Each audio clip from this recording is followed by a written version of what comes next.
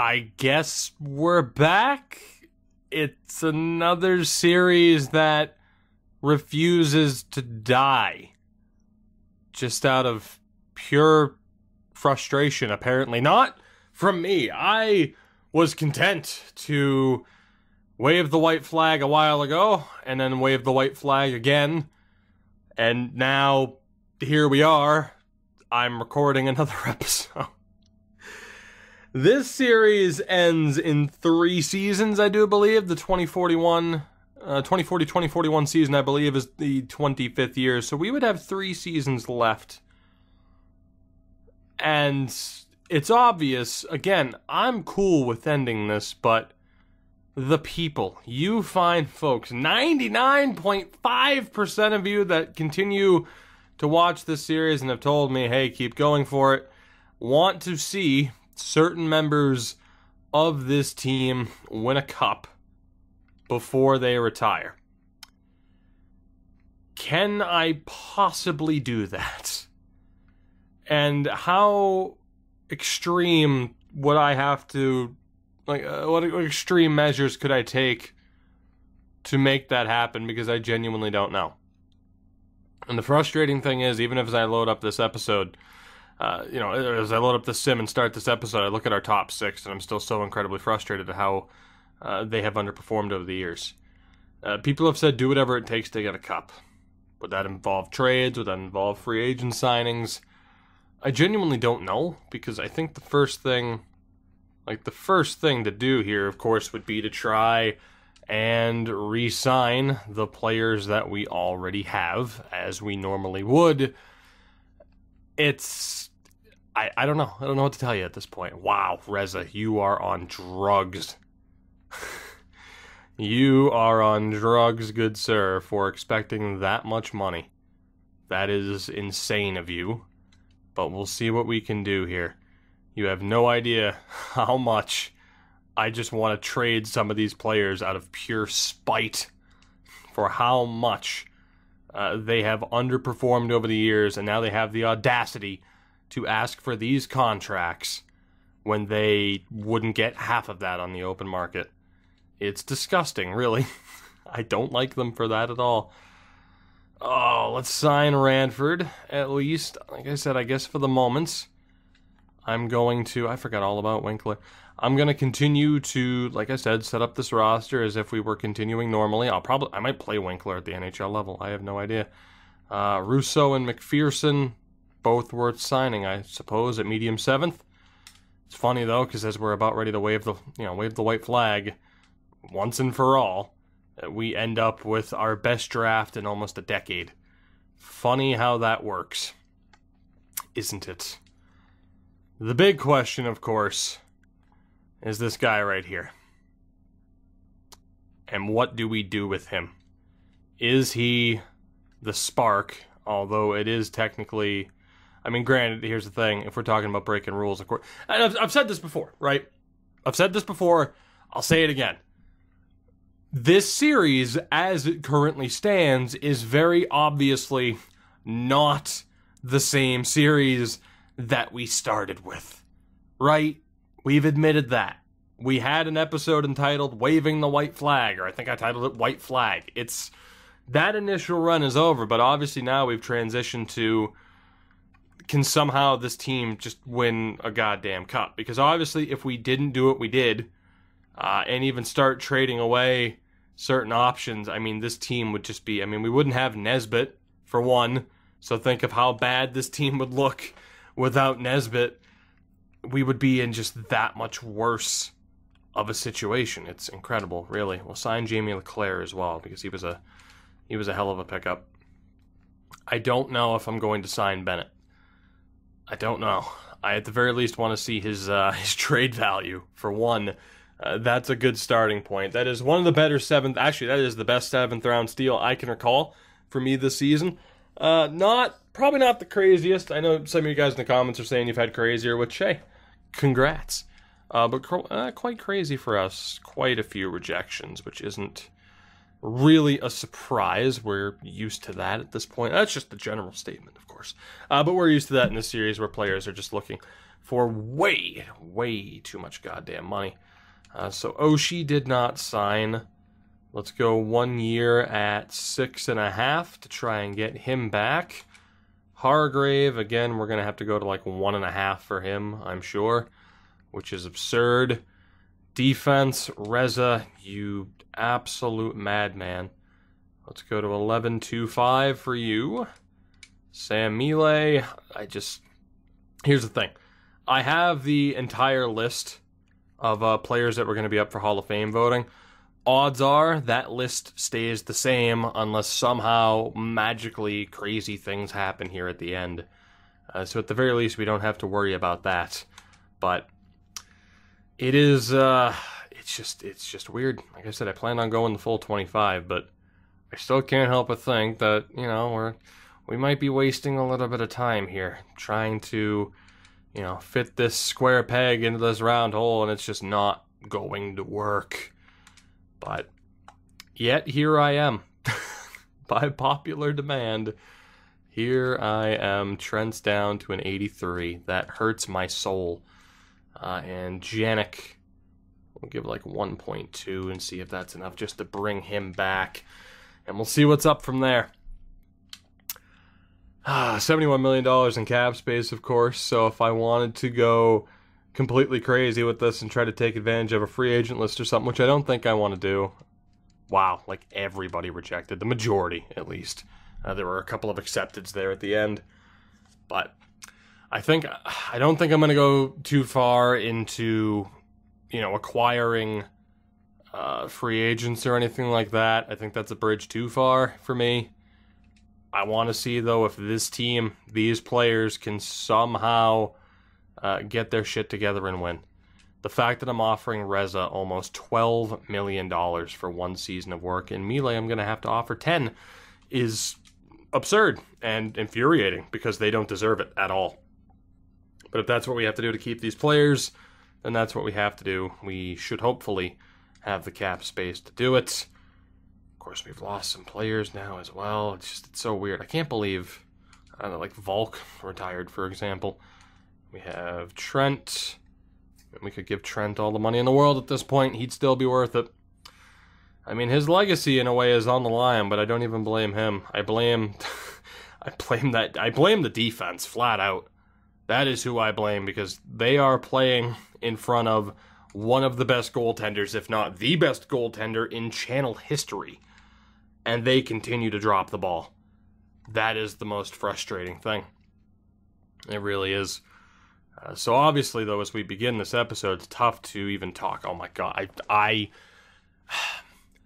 if you were to start a list of a realistic scenario where you could legitimately fire a person into the sun, I think Reza and Millet would be on top of that list. And even if we went, like, throughout history, I think it would be, it'd probably be, like, Hitler, Millet, Reza. Okay, maybe talking about firing people into the sun's a little bit too far. I don't know, but let's see what we can do. Maybe they don't deserve that. But in terms of Hall of Fame considerations, nah, not quite. Not quite. 12.5. And let's go for Millet. This is absurd. I have the money to sign both of them.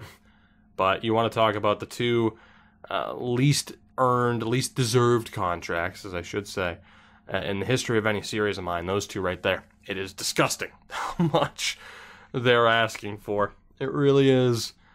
But we need them because we don't have replacements ready to go. You know what? No, don't fire Reza into the sun. Don't. That's too good for him. That's too good for him. Really, okay. We have $38 million in cap space. It's not as if I can't sign him. Just what a pain in the ass this guy is. Like, you're just an okay defenseman, and you're turning down crazy amount of money. You wouldn't get $8 million on the open market. There's no way. He would not get $8 million on the open market. And here we are, trying to work out these damn contracts. Please? Are you serious? I might just let him go. We let go of guys like Kylie Yamamoto before because of this. Never mind. Fire him into the sun. Fire him into the sun. You ungrateful scumbag. That is the only way to put it. I'm taking Reza out of Hall of Fame voting. I'm pretty sure some people nominated him. At this rate, I don't know if you'll see him on that list anymore. And if I do put him up for nomination, or if I do let you guys vote on his name, I almost demand, like, that you just vote no. Like, we might lose him here. This was the last... Okay.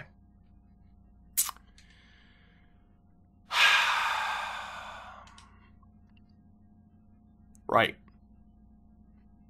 Yeah, now you're asking for 9. I'm gonna send him an offer. We'll see if he accepts. If he does, cool. If he doesn't, whatever, I'm gonna offer him like 18. Which I know is lower than what I offered him before, but just unbelievable. I have never hated, outside of O'Donnell, a defense core of my own more than this. It is disgusting. Absolutely disgusting how badly they have underperformed and now factor in this situation. He accepts. Yeah, welcome back, asshole. Welcome back. Good to have you back, buddy. Not really. I guess we'll get the team set. I still don't know about Bennett and if I want him to be the one exception. We shall see. I want to see what this team looks like without him, mainly. Because of course he is the first player. Say what you want about us trading or whatever, but we never actually outright traded for a player. Of course we've traded for draft picks.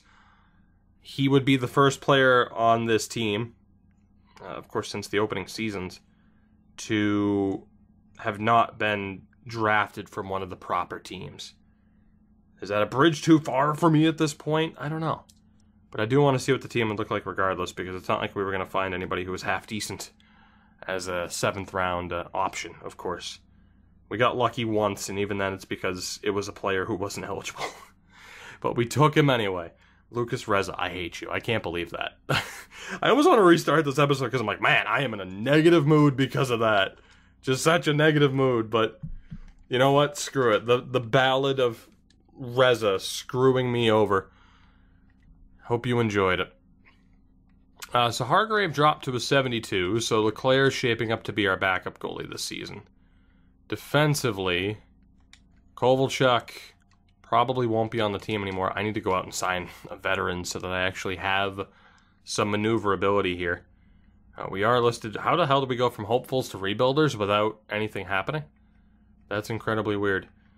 Who has the biggest asking price? Actually, are there any names? Clayton Keller. There we go.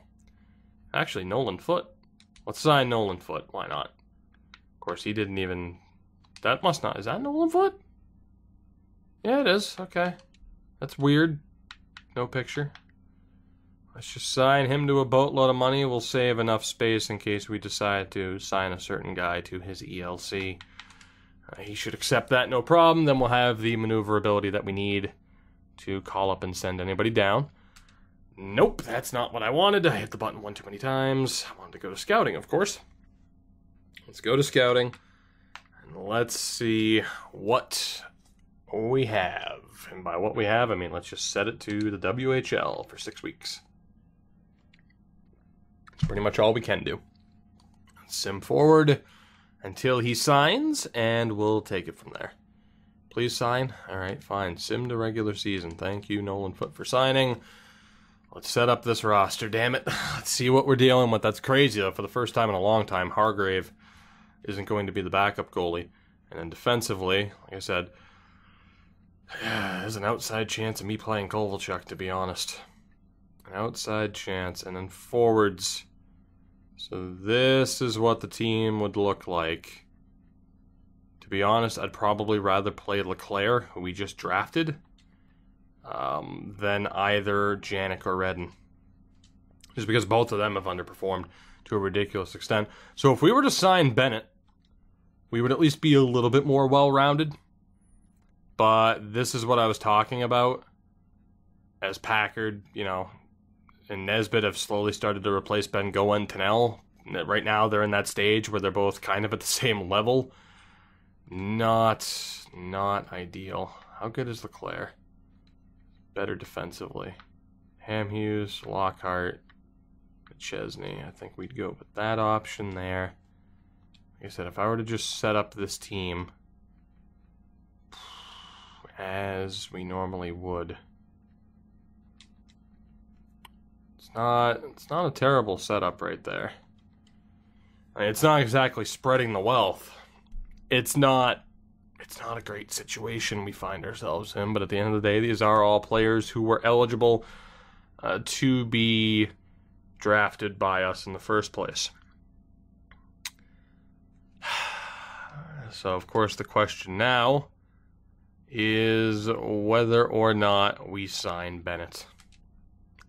And even if we do, how much does Bennett help our situation, if at all? Because there's, I mean, a realistic way to look at it is we might not be good enough even with him. But there we go. We at least have our normal players in the lineup that we needed, mainly on defense. Let's take a look at Bennett, see what the overall is right now. We're still listed as rebuilders, which is accurate, I guess. How good's Bennett? He's an 84. Jesus. Low elite. Francis Bennett, pick number 200. If Francis Bennett can't save this team, then nobody can. You know what? No, let me go back. I'm going to sign him. If Francis Bennett can't save this team, it's over. He is basically our last hope. Again, with how little time we have left, even some of the prospects that we did sign, particularly on defense, like a Winkler and a Ranford, within 3 seasons, they're going to be fringe NHLers at best. It's Bennett. It's Francis Bennett. He is the first guy to sign to this team that we're actually going to use, who was not drafted from one of the 4 eligible teams. If he cannot save the day, nobody can. That's what it comes down to. Bennett saves the day, or we are done. We'll send down Leclerc. We'll send him back to junior, in which he might never return.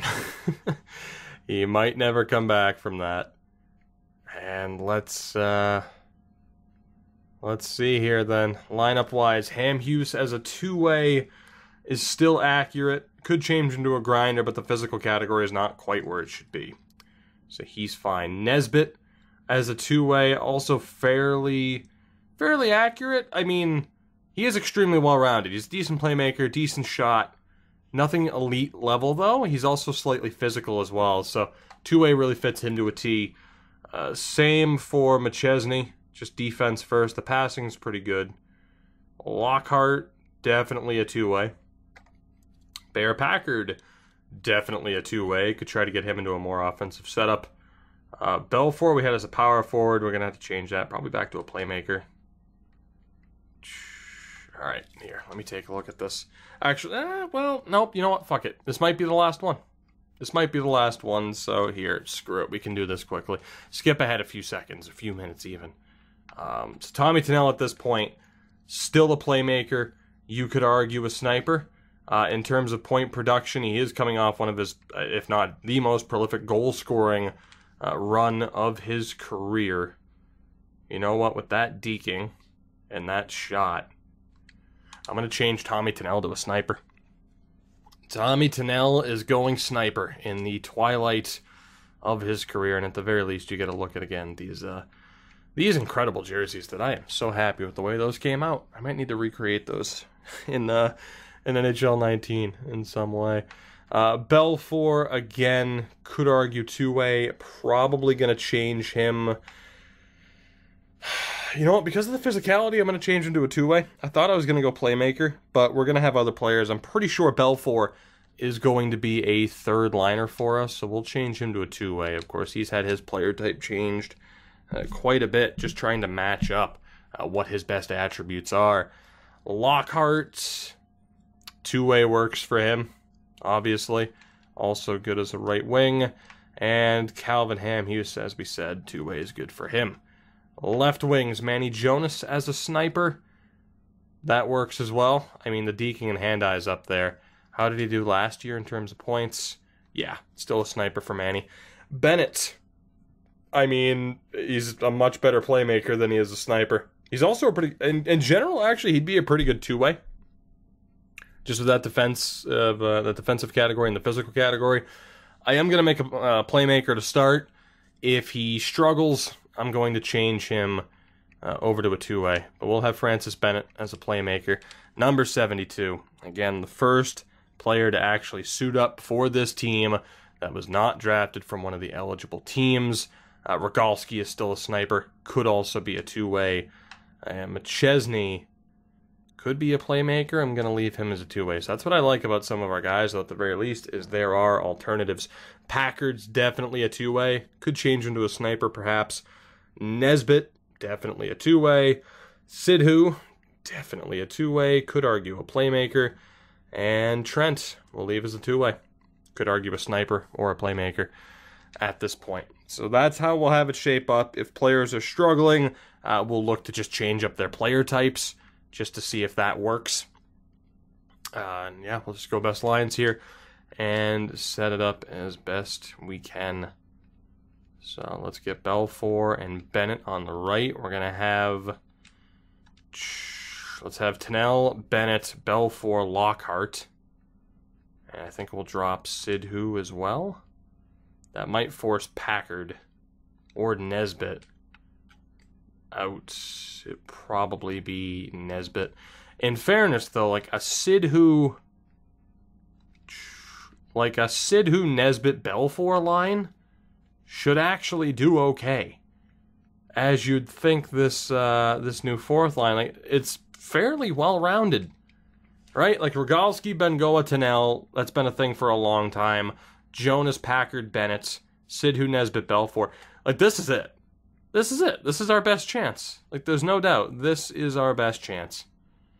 And then defensively, I mean, we fucking tried every combination. Every possible combination over the years. Let's see what happens. Can Joshua Oshie somehow pull a rabbit out of a goddamn hat to try and lead this team to victory for what could be the last time? Let's do it. 22 some odd minutes into this episode. Let's go. Of course, the simming is always the quickest part. Let's see what happens. Around the deadline, if we're terrible, I might take a look at whether or not we have eligible players in the draft. If it's not looking too good, then that's it. So, I've said it so many times already. It's up to Francis Bennett. If he can't save us, it's just not going to happen. Especially with the way guys like Trent have been regressing and how quickly they've been regressing, which of course is to be expected at their age. So, we shall see what happens. You can look at the lines and say they're fairly well-rounded. I feel like we've been able to say that quite a bit over the years in general. It's just a matter of whether or not the EA gods shine their light down upon us and give us a little bit of a break. Which, I mean, we're 3-3 to start the year. Make that 4-3. Now 4-3-1. We're 500. We're about a 500 team here through the first month or so. We have a long way to go, though. At the very least, we have a long way to go. Oh boy, is this it? Right now, at the very least, we're winning games somewhat consistently. Can that sustain? Can that continue? Or will we crash back down to reality? We're approaching December. We're going basically until February to see if this is worth, what we're trying to do here. Is Francis Bennett good enough to get us over the line and to get us back into the postseason? And again, if we fail here, factor in Trent's age, we're pretty much screwed if this doesn't happen. I mean, with his age, if we make it, this is it. Like, I didn't mean to scout goalies for 2 weeks, but whatever, that's fine. This could easily be Trent's last season. Easily. Hell, Oshie's getting up there in age too. So, as we are slowly starting to crash back down, 16, 12, and 3, now might be the right time to look at the lineup and maybe see if we can move anything around. Here, let's just go back to forwards for another 6 weeks, focused on that mainly. No matter who we were to get in goal, of course, we wouldn't have the time to really turn things around. As it stands, we're in a playoff spot, though, but it's very close. There's a decent bit of separation between 2 and 3, and a lot of separation between 1 and 3. 16 points for Rogalski. Top line, not getting it done. Second line has been okay. Third line's doing all right, and the fourth line is kind of meh. So it might be worth changing up that top line. And you know what?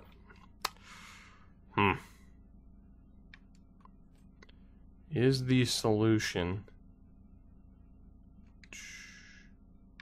just to swap players around? 13, 14, 16.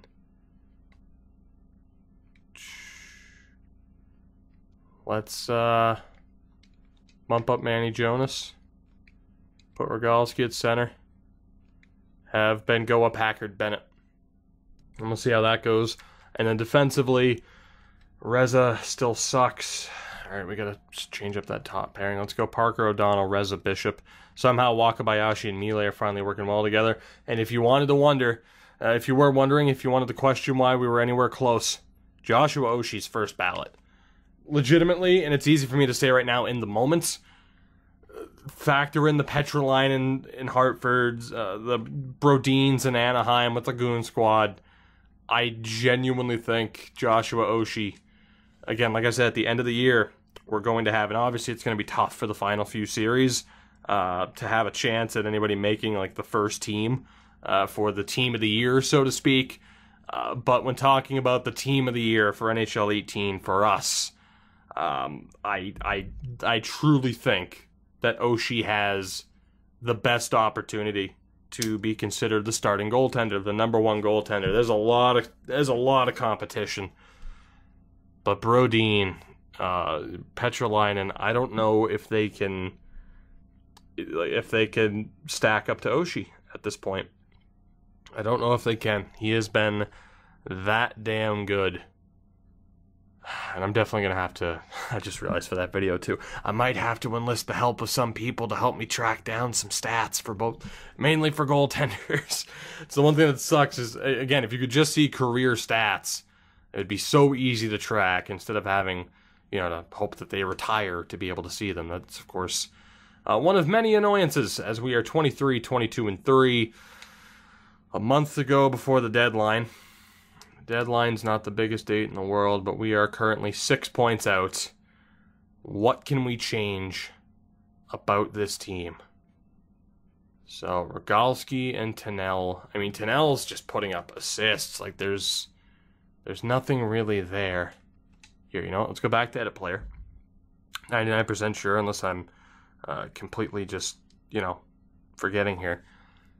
I can still see your point totals. Yes, I can. What can we change? Oshie is fine. LeClaire has actually been pretty good despite not picking up many wins. Defensively, O'Donnell, 26 points. That's fine. Reza. I'm going to change him off of a defensive D-man. I'm going to change him to a two-way just to see if magically that can spark some sort of positive change within him. You have disgraced the number 24, sir. You really have. Disgusting. Absolutely disgusting. You have disgraced that number. Again, 6 points. I mean, you can argue with his skating, his passing, and everything. It's just the offensive awareness that kind of kills it. But we'll move him over to a two-way. Miele, 10 points. You know what? Again, just to try and spark something, I'm going to change him to an offensive D-man. That's all that this is about. Can we spark something in this team to try and get something going? Next year, we're going to be further away in terms of odds than we are this year.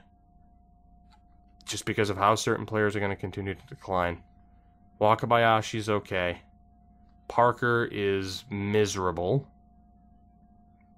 Might change him to an offensive defenseman over to a defensive defenseman just to see if we can spark anything, of course. But old goatee here is really screwing us over. And then there was one, that being Bishop. And what do you got for us? You're 74 at this point. How's the guy down in the AHL, Kovalchuk? Yikes. Kovalchuk's just not ready, flat out. Bishop, currently a defensive D-man. We'll change him back to a two-way. Maybe this does something. Somehow, some way. You and your damn curved visor. Just, what are you doing? Take the visor off. Turning into Don Cherry. Alright, right wings. Right wings. So Tennell, still putting up points. Again, we talked about how Playmaker could technically work. He's putting up more points as a sniper. The sniper looked like a better option. He has a minus, though. I think I'm going to go two-way for Tennell as opposed to Playmaker. And hopefully that doesn't slow down his offensive production too much. Now, again, there are some people who say, hey, none of this matters because all that matters is the attributes. The player type doesn't mean shit. It can't hurt to try at this point. Lockhart as a two-way isn't really working. Only other option I see here really is a grinder. So just to give him a different play style. Change that up, set him to a grinder. That's all I'm trying to do. For anybody who's underperforming, and we might end up changing everybody on this damn team. I don't know. Belfour's doing great, though. Hamhuis, not so much. Same thing for him. Going to change him to a grinder, just to see if that makes a difference at all. Why not? This isn't the best situation we've ever found ourselves in. So, let's hope that it starts to turn right here, and that these moves somehow lead us to winning more games. And again, I can't help but think, Playmaker, I'd change Bennett back to a two-way. Or not back to a two-way. I think he was a... Was he a two-way by default? He was something else, I remember that. I think he was a two-way by default. I'm going to try that. Defense is half decent, the body checking is half decent. Let's see if we can get that going. Manny Jonas is fine. Rogalski, I'm going to change to a two-way. Just that -8 that's kind of bugging me a little bit. Try to play a more defensively oriented game, I suppose. Let's change old Pete Rogalski. One of the guys who surprisingly doesn't have a letter, of course. Very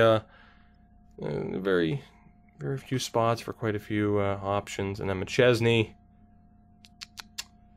Hold on, let me take a look at Rogalski again. Yeah, sniper, two-way for him, definitely. Jonas was fine. McChesney with that passing. Two ways, kind of meh for him. I'm going to change McChesney to a playmaker, which I know we've had him set to before as well. We got to do what we got to do here, though. Playmaker for old number 41, Ronald McChesney.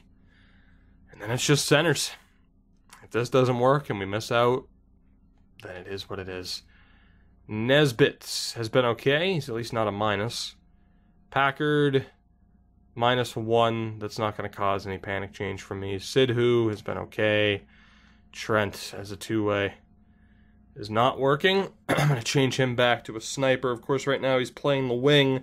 Power play, though, I don't mind him being back at center, which is pretty much what it'll be. But our fearless leader, our captain, Leo Komarov, visor and all, Trent Bengoa. Is this it for him? It very well may be. Again, he's 37 and he's down to an 81. He's going to retire at the end of this year. This is it. This is it. I'm telling you.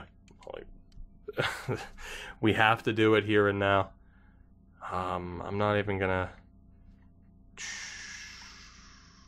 Well, Tennell, Bennett, Belfour, Jonas, Bengoa, Sidhu. Tennell, Bennett, Belfour, Jonas, Bengoa. Who was on the right side? Lockhart. And then we had, I believe, Hamhuis and McChesney. Let's see, Nesbitt, Rogalski. So yeah, we had Sidhu there. That works. Let's see what happens. And then defensively, of course, Parker swapped with Reza. We'll see if that works. Hopefully it does. We are a little bit behind the pace. Let's sim to the deadline and see what's in store for us over the course of February 2039. Decent start out of the gates. We drop points, or our point streak ends against Minnesota. Back-to-back losses, 3 straight losses, so we at least get a pity point against New Jersey. We get the overtime win. Lost to Dallas. Again, if we're going to lose in overtime. We've only lost in overtime or shootouts 5 times this season. And that could be a difference maker as far as missing out on those extra points that, of course, are going to prove to be oh so valuable, especially down the stretch here. Tacoma, by the way, not exactly on pace to make the playoffs. So as I said previously, don't expect to really see the Tacoma Doma. Unfortunate. 29, 28, and 5 as of March 1st. Where are we in the standings? How far off the pace are we? Let's see what we're looking like, shall we? We are in 7th. We are 10 points back. 7 points out of the 8th seed, guys. I think that's it. Not even Bennett can save us right now. I'm just going to go, I mean, even if I go best lines, though. Lockhart's struggling, McChesney, Hamhuis. Third line, still doing okay. What if we reward people based on points? So again, those numbers are okay. I mean, it would still pretty much be set up the same. 37 there, 26, 28, so we'll bump him up. 20, 21, 24, what was Rogalski at? 26. Sidhu at a whole 20. We'll give Trent, actually, hold on, who's got the better plus minus? Nesbitt at a whole 15. Belfour, not bad, 24 for Mr. Belfour. Packard, let's see, so he's tied with Bennett. He's got a much better plus minus. I'm throwing anything at the wall that I can just to see what the hell sticks. 6 points, 14, 15. Nesbitt also had 15. Nesbitt was slightly better, so the 4th line stays the same. Swap those two around. Who's the better center? Let's go Bengoa, Nesbitt, Sidhu. Let's go Packard, Belfour, Bennett.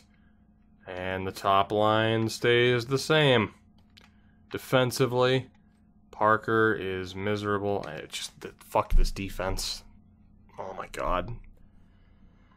I hate them so much.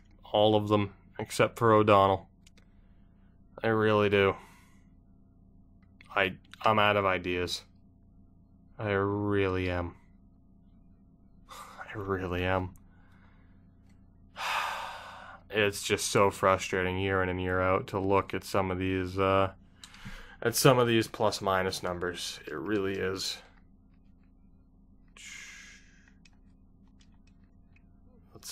Let's roll with that moving forward defensively. I think that's it, guys. I think that's it. So what I'm going to do here when we inevitably miss the playoffs is I'll probably check retired players.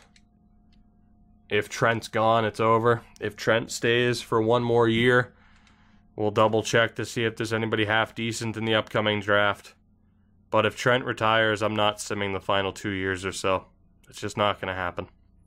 If Trent goes, this series is done. And it still has ended up being... I've really enjoyed this series, of course, the challenge of it.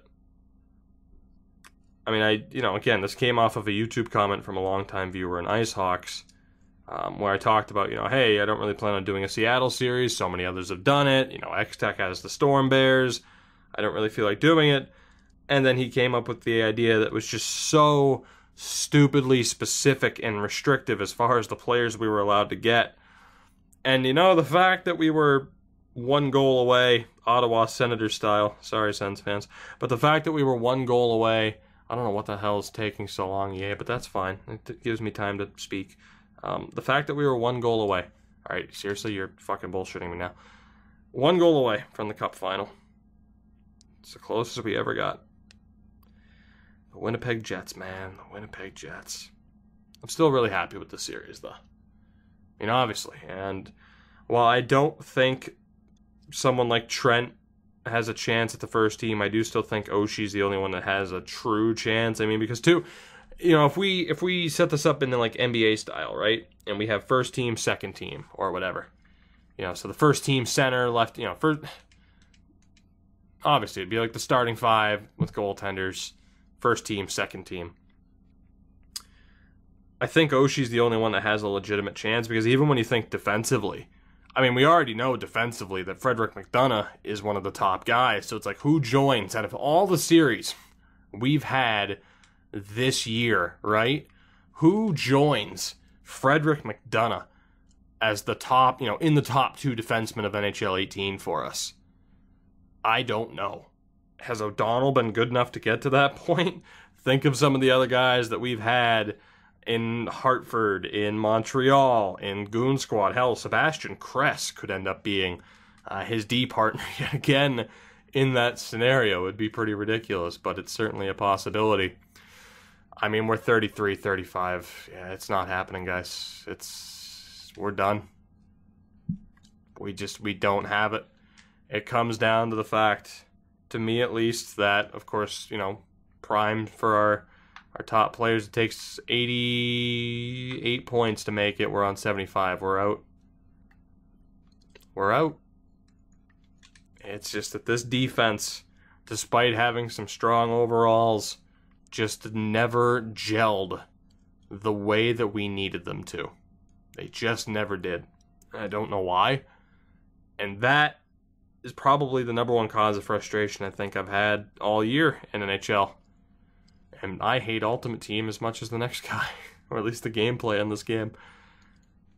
It's just, it didn't work. We did not make the playoffs. I will give you, I'll give you a full look, of course, at the stats and all that. 37, 38, and 7 to end the year. Manny Jonas led the way, the only guy to break 50 points.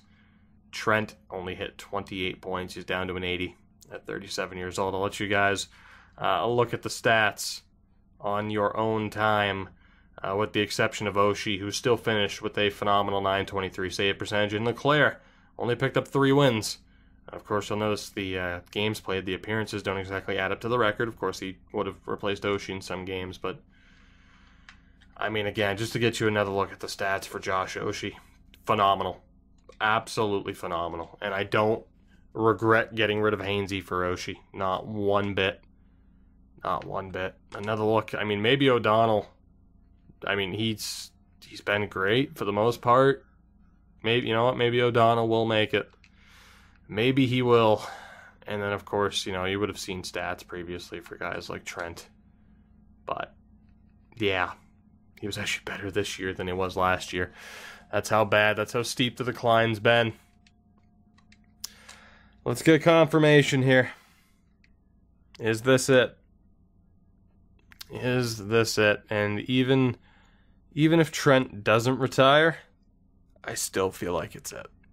We're not going to make it. We don't have the prospects in the system to make it and win within the next 2 years. Unless I were to, legitimately just be like, hey, let me try to do every trade I possibly can and free agent signings and all that shit to try and get it. And even then, it probably wouldn't happen. I think every other draft alert we've done so far, of course, has gone the full 25, and I just don't think this one will, because it's not going to make sense to, unfortunately. Especially, too, the talk of the Sabres series starting up, the Ospreys. It is time. I think it is time. The Anaheim Ducks win the Stanley Cup. We'll take a look at the silverware. We'll take a look at the progress reports. And then we'll get a look at the retired players. So the Ducks won the Cup. I'll just scroll through. Joseph Hainsey won the Hart. I still don't regret it. I still don't regret it. I'm sorry. He won the Vezina this year, too. And the Jennings. I still stand... And the Ted Lindsay. Cool. I still stand by my statement, though. And prior to the season, I believe... Oshie 100%. I don't remember the exact number. Oshie 100% had a higher save percentage since we had traded Hainsey. And of course, Hainsey has been on a team that has a little bit of a higher chance to find success. Just a quick look through the progress report, and you know what? Maybe we will add up. Maybe we will add up those numbers again, just to prove a point. Oshie's down to an 84, but playing like an 89. Packard's up to an 86, which is great, but from there, Rogalski is an 81. Trent's a 78. He's done. There's no way he stays. Belfour is a 78. He's got to be done, too. Leclerc is up to a 76. And then in the system, Bishop's down to a 72. Walker's up to a 71. Hargrave's down to a 69. Rousseau, Winkler, McPherson, and Lupel. Let's find out for sure. We'll have the draft lottery results, and we'll take it from there. Actually, after we find out the lottery results, or, you know what, before that, here, I'll hit B. We'll see what happens first. We got the number 1 pick. Oh, did we outright win the lottery, or were we the worst team in general? We got the number 1 pick. Hilarious. We weren't even the worst team in the league. And we got the number 1 pick. EA, you are something else. We finished 23rd in the league, and we won the lottery to get the number 1 pick. Of course we did. Of course we did. I see you, EA. I see you. I know what you're doing. I see what you're doing, trying to make me go the full years. I get it. But to take a look here at these 2 goaltenders, because I know I posted this in the comments of a previous video. Jesus, what a season for Joseph Hainsey. Phenomenal. Obviously, it would have been the season right here. 2030-2031, where we first traded him. So let's add these up, shall we? Just making sure I don't make a mistake. Let's see. So we have 928, 926, 928, 936. Plus the 922, plus the 932, 924, 925, and now the phenomenal 942. So again, 1, 2, 3, 4, 5, 6, 7, 8, 9 seasons. He has a total of a 929, 2 repeated save percentage. So a 929 for Joseph Hainsey in the 9 years since we have traded him. And then obviously, of course, when we let him go to Washington, of course, the Caps were a terrible team. And I mean, obviously, they've done well. I think Roenick was still there too, as was LaHoo. So they've done well for themselves. If I'm not mistaken, they've also won a cup in that time. So again, it would have been this season right here. And just to compare the two, as I mentioned, let's do this. And again, you have a 937 in there. You have a 942 of his own, a 930, a 929, a 922, and a 923. That is a 929-8 repeated. Oshie has been the slightly, ever so slightly better goaltender, at least in terms of save percentage, over the course of the 9 years since we have traded Hainsey, or since we allowed Hainsey to go via offer sheet. Was it the wrong choice? I'm going to say no, because I don't know if Hainsey could have done that. Moment of truth. Is this series over? Yes, it is.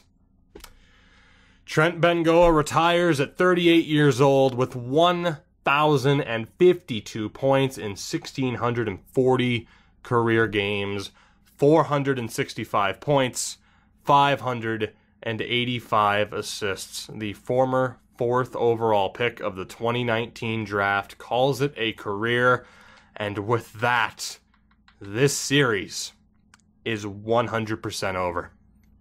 I'll still go through the draft. I'll see who we get with the number 1 pick. We're done. This series ends with Trent Bengoa's retirement. As much as that sucks, but the writing was on the wall. There's other guys, Bradley Reimer, Trent Fox, Clayton Keller, all call it careers as well. Trent calls it a day. Let's go through the draft. This is it. So I already know, again, who was nominated for the Hall of Fame. The polls will be in the description. Some of you might have already discovered that. But the polls will be in the description, as Pre-Stop is not eligible. Is Robertson? No. Bohinski? No. Langenbrunner? No. Linden? No. Yeah, it's over, guys. It's over. Who are we going to get? DePenta? No. Springus? No. Coyle? No. Cox? And Peckham. Nobody in the top 10. And that is that. Rick Regier is there. Is he our best option? Kevin Yzerman, Kent Myers, Stillman, Ronning. I think that'll pretty much do it. So it comes down to Darren Stillman, 18 years old. We have Yzerman, also 18 from the Everett Silvertips, and Regier, which, I mean, really, realistically, I'd probably take the defenseman. I'll take Stillman, though, for the hell of it. He's going to be top 6. Yeah, 63. And then Pre-Stop goes. Guys, it's been a good run, but it's time to call it a day. With 2 seasons to spare, this series is over. Officially done, 100% over. That's it. Again, the polls will be in the description. I'm going to bury them pretty far down, to be honest. More than likely. I mean, it'll probably give it away, what's happening. You know, it'll probably give away what's happening. God, this mascot, Seymour Adel. God damn it, Deej is a fucking genius. It will, it'll probably give away what happens in this episode. But that's it. At the very least, we can always kind of remember this team for how close they got. It was still, at the very least, an extremely fun series. I don't regret attempting this. And maybe we attempt something this restrictive with a different set of teams. Maybe nothing as restrictive as this, but, you know, in the Q you could do something similar. OHL you could do something similar. I don't know. We'll figure it out. Who knows? Maybe the Sea Cattle return someday. But we are done here. As much as it sucks, we are done here. Thank you guys for supporting this series. I appreciate it. There will be 2 other videos, of course. Actually, there'll be 1 other video, the Hall of Fame voting results. So we'll still have that. And that's it, guys. Trent Bengoa retires. The series is done. Thank you for your support. You know the deal. Like, comment, subscribe, and notification bells, and all the fun stuff. Tell people. And thank you. Thank you. As, I was going to say, too, we're approaching, if not by the time this episode's up, we might have already hit 9K subs, which is sweet. A little bit short of my 3-year goal of 10K. But, you know, considering where Twitch is at, I feel like it's a decent trade-off. So, we end this series. We still have a little bit to hear from with Seattle as far as Hall of Fame goes. But we are done. Thank you. I'm upset about having to end it this way now that it's actually here. And I'm 100% set that it's over. Oh, boy. I will see you guys in the next one. That's all I can say.